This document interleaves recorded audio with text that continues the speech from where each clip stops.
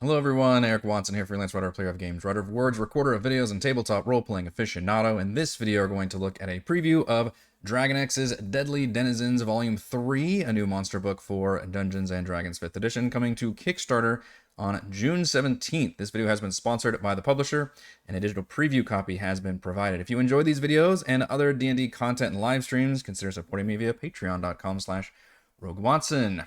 Dragonix's Deadly Denizens is the alliterative series from one of my favorite 5e creators, Dragonix, creator of the monumentally successful Monster Manual Expanded series, which provided awesome new variants for all the creatures in the 2014 monster book. And that 3-book series was then followed by the Deadly Denizens series, which is just another amazing monster book series that features interesting new templates for transforming familiar monsters into different versions or different archetypes, as well as all new creatures that are inspired by real-world folklore and mythology from around the world. If you missed any of the previous Deadly Denizens, which, by the way, I've got, I think, reviews of all of them on my channel, including the Monster Manual Expanded series, but this is specifically for Deadly Denizens, then you can catch up via various add-ons and things with this Kickstarter. And Kickstarter is always a great opportunity to catch up on any kind of series. So Volume 3 includes over 250 pages with over 250 monster stat blocks. That's dozens of new monsters, as well as a bunch of new creature templates, which again are like those ways of transforming. Like previous Deadly Denizens books had like pyromancy versions of all the monsters. They had different fiery traits and stuff, and it was a way for you could apply those templates with any monster, but then the book also provided like sample stat blocks there. Also, amazing artwork, which you can see here as I just scroll through the Kickstarter page, something that both the Monster Manual Expanded series and the Deadly Denizen series is known for. This is completely commissioned original artwork, 100% human artists, which I still think is very funny that we have to even mention that, but we do because we're in the era of, AI generated art. And if you are so staunchly against that, as I know so many of us are, then, put your money where your mouth is and support creators who actually put together really amazing original art for their big budget books. Also, something I really enjoy, which is highlighted here in the Kickstarter page, is Dragonix specifically puts out different versions of each monster stat block. So there'll be like a lesser version, an adult version, like a greater version, an ancient version, something. Like almost every single creature has between like 2 and 4 different versions, specifically so you can have them for different like tiers of play, which is really nice and lets you use those monsters throughout different eras of your adventuring party. Also need to highlight the early bird special. So the Kickstarter starts June 17th, and for the first 72 hours, which is 3 days, you can get access to the 3 Dragonix Deadly Dungeons adventure modules. Now, I think this might be the first time we've seen the Deadly Denizens get the adventure module treatment. I previously have covered and reviewed, and you can see on the channel, when Dragonix did this for the Monster Manual Expanded series. And they were very, very good. Teamed up with some of my favorite adventure 5e creators to basically create like dungeon crawls that, or not necessarily, but mostly dungeon crawls that highlighted specific new monsters from the new books. So very much kind of like a Book of Layers type situation. And they were all pretty dang good. And I really enjoyed, again, you can go see that review of it. And we're getting more, apparently, for the Deadly Denizen. So specifically, if you get in the early bird special, again, the first 72 hours, then you gain access to 3 of these ones. And then they're also going to be used for you'll get additional adventure modules as part of the stretch goals, which we will go over as well. And I am going to show the PDF and go over what I'm excited about from these monsters as well. But before that, I want to jump into the tiers for the Kickstarter. You can see just the absolute montage of amazing, which again, you're going to see this in the PDF as well. But if you haven't seen Dragonix's amazing art that is used in all of his books, then I mean it's just friggin' phenomenal. I absolutely adore this artwork. All right, for the tiers, first of all, for the minimum minion tier, $25 US is all US currency, gets you the PDF. The Guardian tier includes the token pack, which is just a time saver. I mean, you can technically make your own tokens if you have access to the art, but with a PDF and everything, like it's just a huge time saver to have them already ready to go, and that's only $5 more to include the token pack. The boss tier, which is definitely one to highlight, is the hardcover, and I was actually astonished when I saw this particular price. For $35, you can get, again, a giant monster book with original artwork that's over 250 pages for only $35. Now, this is print on demand via Drive-Thru RPG, so none of these physical books include shipping, which is normal for pretty much all of the Kickstarter stuff. You don't really pay shipping during the actual Kickstarter campaign. You'll pay it later on once you're actually ready to ship the product. And it also includes a PDF. So I thought that was actually a really astonishingly great price for a giant physical monster book. From there, you can get various combinations. The Epic tier includes the Roll20 compendium. So obviously, if you watch my stuff, you know that I do 90% of my content via Roll20, virtual tabletop. And having a compendium together means all of the tokens are there, all of the character sheets are there, and it's already integrated into every single Roll20, campaign that you could ever start, because your compendium is included in all of your stuff. So you just simply have to drag and drop, and it instantly populates whatever map that you want that includes all of that stuff ready to go. So if you use Roll20, then that is like the one that you want, is that commit, which you can get that as an add-on as well. But this is definitely one to highlight for me, would be the PDF, the hardcover, and then the Roll20 compendium seems to be everything that you need for Dragonix Volume 3. Deadly Denizens. If you have missed the previous ones and you are interested, again, it's always a good idea to catch up on these things. Granted, you would always get the best price during those Kickstarters, but this is like, I guess, the second best price, which is to grab them during future Kickstarters. And I don't know if we're going to get another one, folks, because the Monster Manual Expanded Series lasted 3 volumes, and this is the 3rd volume for Deadly Denizens. So I don't want to presume anything, but this may be the last chance you'll be able to jump into grabbing all this stuff via Kickstarter. I don't know if we'll see any more of this particular series, but you can get $100, gives you all 3 volumes in PDF as well as in hardcover. Again, this does not include any of the shipping stuff. And then there's a BBEG tier, which includes a lot of the 3D miniature print files, the STLs, token packs, as well as the adventure modules. Add-ons, which are not listed individual prices, but that'll obviously be available, because I'm recording this video before this campaign actually goes live. You can't tell by the preview browser thing I'm using. So you can get any of the individual PDFs and hardcovers as add-ons. You can get any of the individual Roll20 compendiums as individual add-ons. Presumably that means you might be able to just even pledge like $1 and just get the Roll20 compendium if you wanted to. And also if you wanted to just pledge like $1 and then jump in to get the early bird, because I think it just matters in terms of when you pledge, not how much you pledge.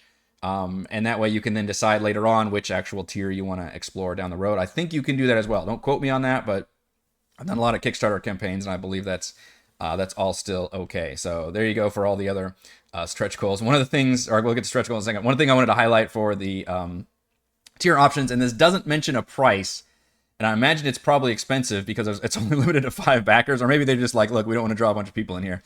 But I thought this was a really cute idea, which is you can, again, I don't know how much it costs to do this, but you can have your personal player character illustrated into the background of one of the creature artworks. I don't know if it lets you choose which one, or if it's just up to the artist to kind of choose. Maybe it depends on, I don't know. It doesn't say the details on that, but it does say that they will be posing and opposing the creature, and will be determined by the, okay, it does say the creature art will be determined by the art director. All right, fair enough.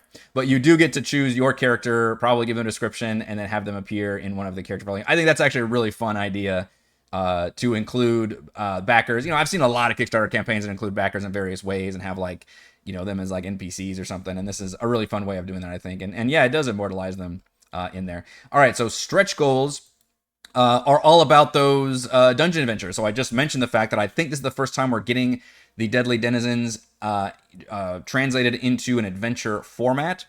So now we're getting that as part of the early bird special, right? You get access to 3 of the adventures. Well, I guess we're getting more as part of stretch goals as well if we hit those stretch goals. As a reminder, the previous Deadly Denizens hit 34,000 total, almost 35,000. That was 1,600% funded, by the way, for Volume 2. So it's a pretty aggressive stretch goals that goes all the way up to 100,000. But basically, it's not expanding the monster book itself.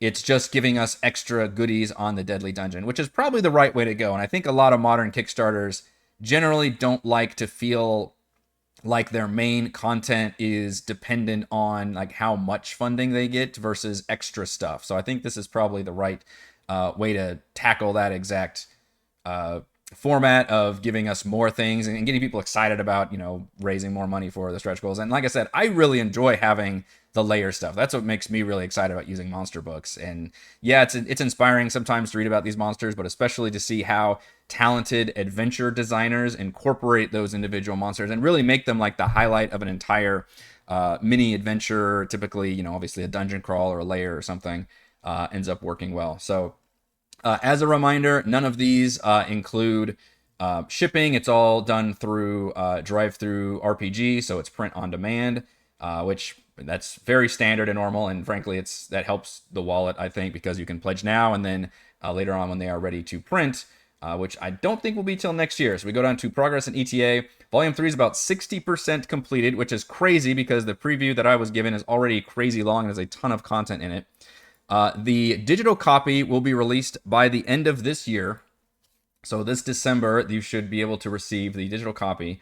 The hardcover, which again is print on demand through drive-through RPG, should be available by next April.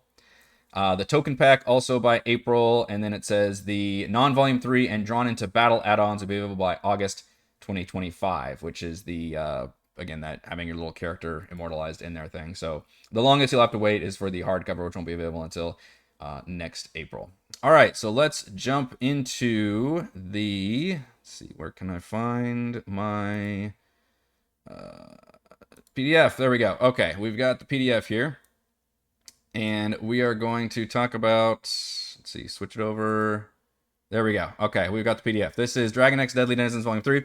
So this is the preview copy that I have received, which already includes 150 flippin' pages of different creatures here. And what did we say? It was 60% complete. I'm not a math magician, but 150 pages, 60%, yeah, that's definitely going to equal over 250 pages of content. Namely, Dragonix also mentioned that it was going to be a lot of more beasts and NPC stat blocks as well, which is certainly what I want to see because that's something that I end up using a lot of and need a lot of. I also like, frankly, how Dragonix actually separates the non-player characters from the monsters. Something I wished Wizards of the Coast would do with their actual, like, for example, their new 2024 Monster Manual book. I'm very annoyed that, like, I don't know, Guard and Bandit and stuff are just there next to all the other monsters. It would really be helpful to put them all in their own section, like what Dragonix does. All right, so to highlight some of my favorites here, first of all, I want to highlight two interesting new templates. So templates is something that Dragonix has done with all of the Deadly Denizens series. I don't actually remember if they were included in the Monster Man Expanded series or not. But this is, template is taking any monster and you can run it through this template, which tells you how to adjust their various stats to transform them into a different monster. It really reflavors them in a different way, which is a great way of saying, hey, the original monsters are perfectly balanced and I like their stuff. Especially, frankly, the 2024 books, I think, do a better job of rebalancing things. And the nice thing is, I believe the templates would scale just as fine with the new 2024 book as they do with the 2014 book. So, for example, for an automaton template, which is a new one that we get in Volume 3, it changes their AC. The species obviously becomes a construct. I believe they get a new, like, fiery explosive death burst ability. They get the appropriate resistances and immunities.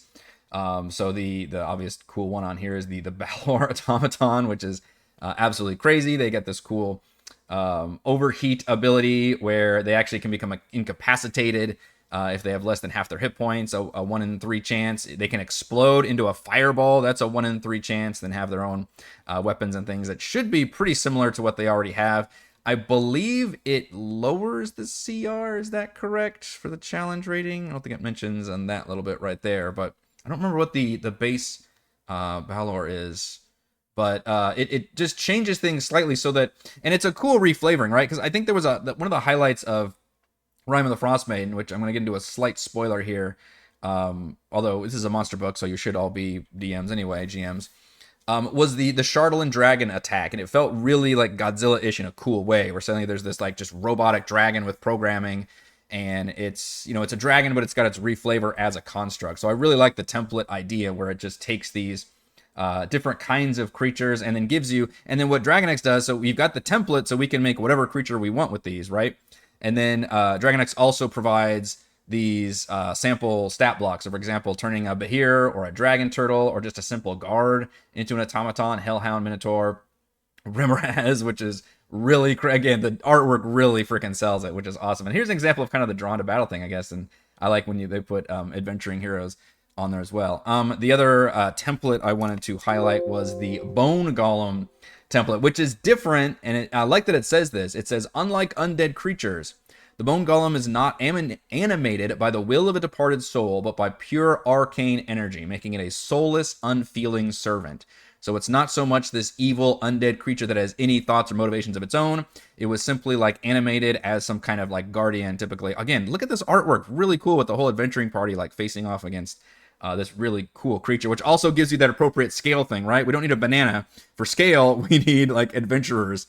And thus we can see just how towering these certain creatures are. For example, this one is a red dragon bone golem, and you can see it gives them a fear aura, it gives them the appropriate immunities, even a vulnerability to thunder damage is pretty interesting, right? So it's like having the vibrations or something could actually break them apart. That's actually a really unique vulnerability. Shout out to what is it, Thunderwave and Shatter would do really good stuff. The poor marshals would not be so much taking advantage of that, but the wizard certainly could be.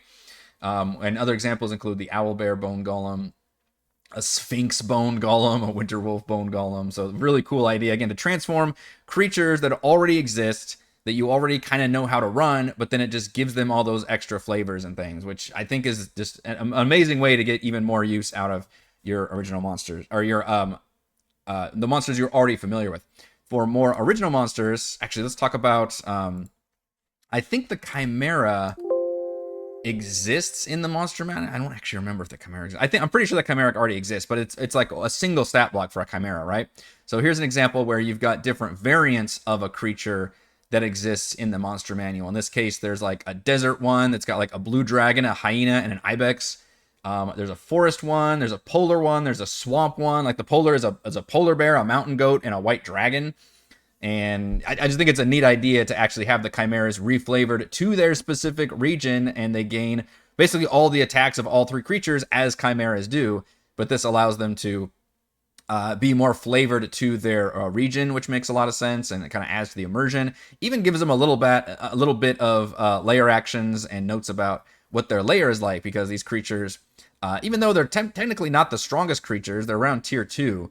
They definitely feel like they should have a layer in some way. In fact, interestingly enough, they're not all equal either because of their different attacks. So like a CR5 versus the Polar Chimera is the strongest one, because the polar bears are the worst of the bears, or the best of the bears, as a CR8. So that's a neat one there. For another one I want to highlight is the Crabfolk, because I think a lot of crab people are really dorky and silly looking and kind of stupid, and this one is anything but that. It's very cool and actually really badass. It has a weighted net it can throw at creatures. It's specifically good at ambushing people, which is fun. Obviously, it's got the amphibious trait.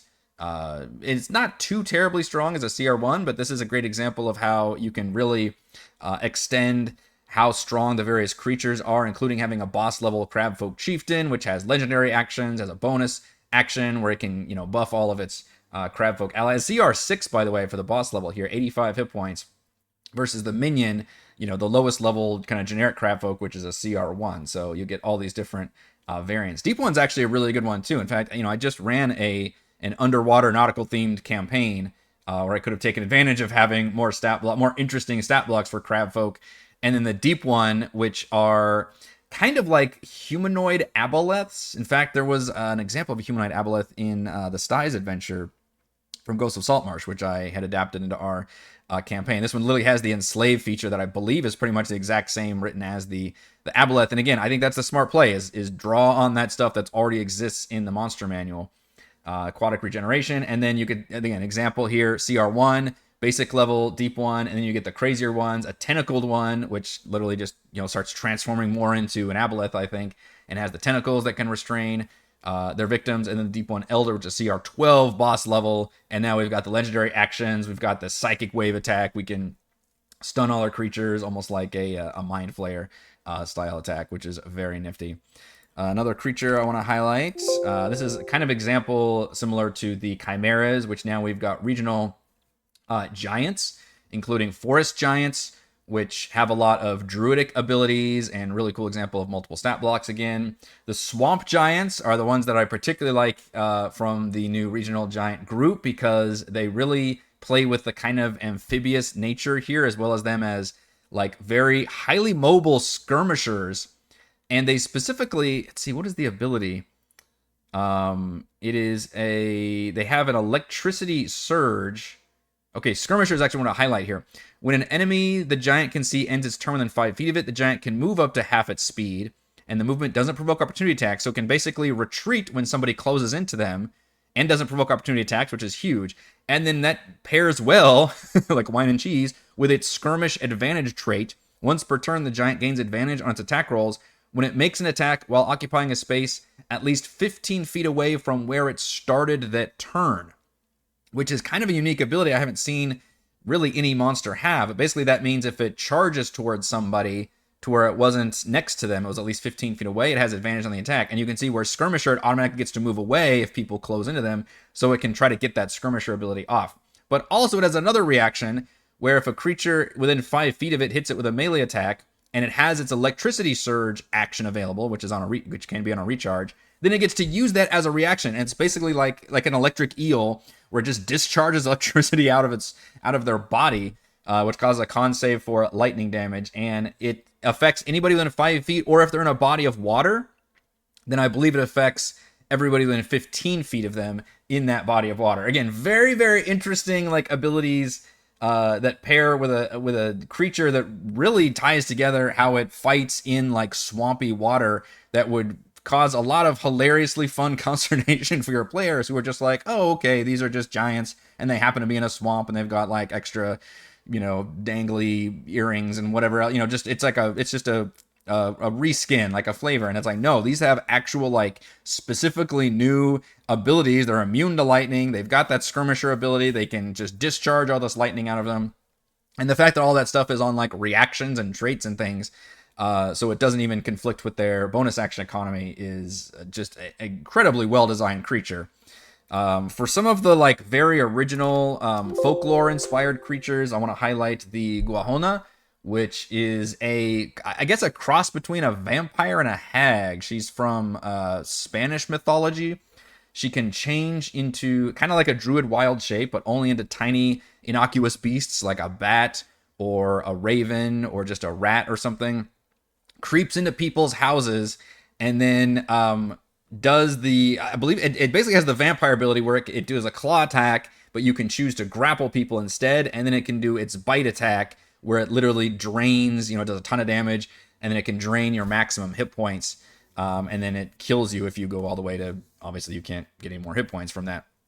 Very much like a horror villain creature here, and in fact the lore even says that it like creeps in and feasts on children and stuff, which is just absolute boogeyman stuff and insanely creepy. It's got like these bird legs, and looks like this hag with this kind of cloak of feathers, just absolutely creepy. And the spells, blindness, darkness, sleep, are all very creepy. Like you could literally craft like, a tier 1 horror creature out of this, or a horror story or movie or whatever, out of this one creature. So I thought that was a really cool idea. My absolute favorite creature, I think, from the whole part of the book that I've looked at right now, and I don't know if I can probably pronounce this correctly, the Kudum Dumo, is from South Africa. It's a cryptid, and it's this giant gluttonous reptilian monster. And the reason I love it so much, and it is highlighted right here in this very action-oriented artwork, is that it has this like vortex breath thing. It's called guzzling breath.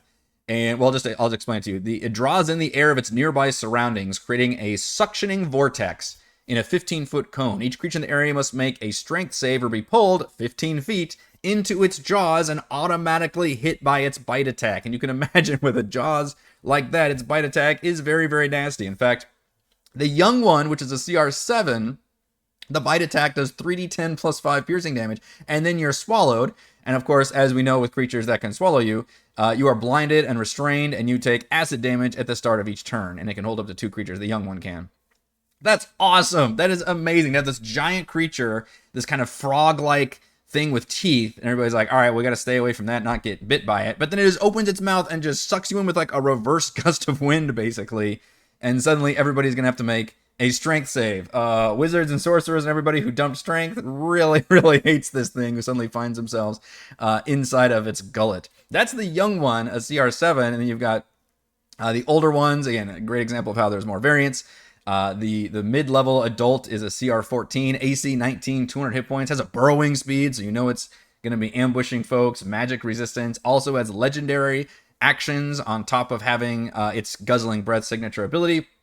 I love the legendary actions are also including this giant roar, which can frighten people, which again speaks to the fact that apparently the creature is known for like its huge like voice and roaring and all that.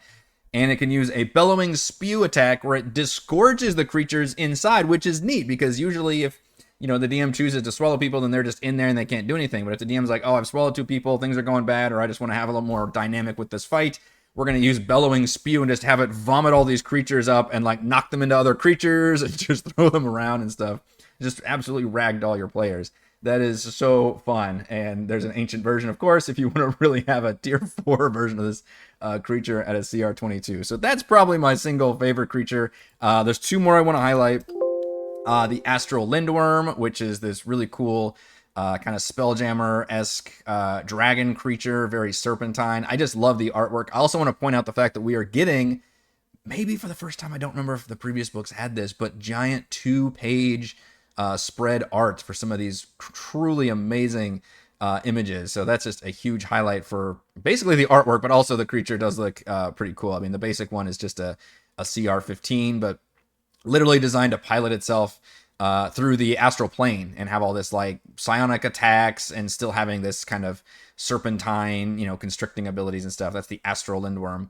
And then the other creature, I think the last creature that we'll talk about is a great concept. So this is if wizards become liches and sorcerers become, I don't know how to pronounce that word, koshés, which I believe was introduced in a later monster book, then what do artificers become? Well, how about the Necrofuser, which is such a cool word. I love it. Which is basically a very tanky spellcaster, which I think is inappropriate for the art. So they're still undead, but they've encased themselves in like this crazy, like undead cyber, like just iron, what they call iron monstrosities, bristling with arcane conduits and powered by soul-forged cores.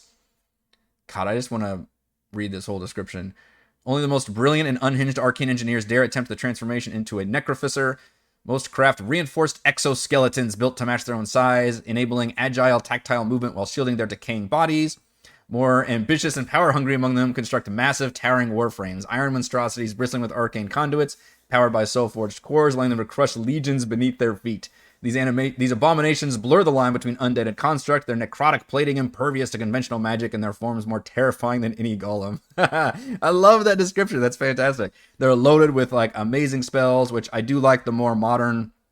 I think they started doing this, Wizards did, in maybe Mordenkainen's or later books, where instead of having to like actually track spell slots for all the monsters, which no DM wants to do, it just says, hey, you can use this one once per day, these 2 per day, whatever. It's got Fly, Dimension Door, so hopefully it won't be like tackled and knocked prone by your stupid Raging Barbarian.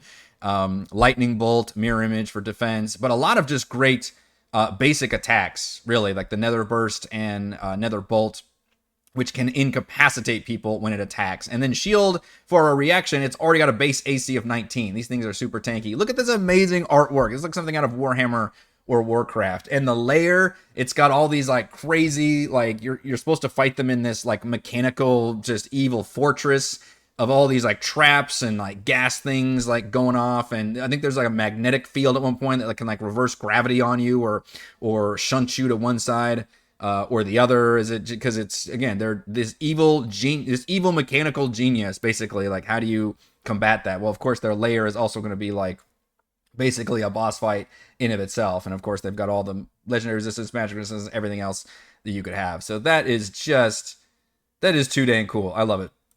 And that is only, folks, like the first 100 pages of like I was privy to 150 pages here. There are more beasts and NPC stat blocks towards the end. There's just amazing artwork throughout. Huge, cool stat blocks.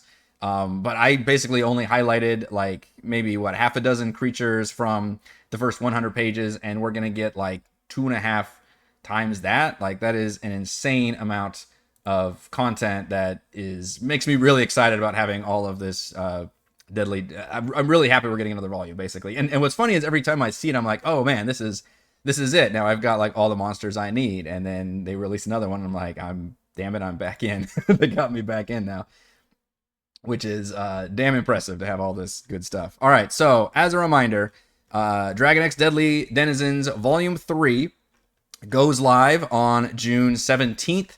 The free early bird specials you want to jump into within the first 72 hours or first 3 days, because that has access to the adventures. Again, I'm not privy to that adventure content yet, but if it's anything like the Monster Manual Expanded Adventures, then they're going to be amazing. I can pretty much tell you that if they're similar to in content and quality to that, and you can see those videos on my channel.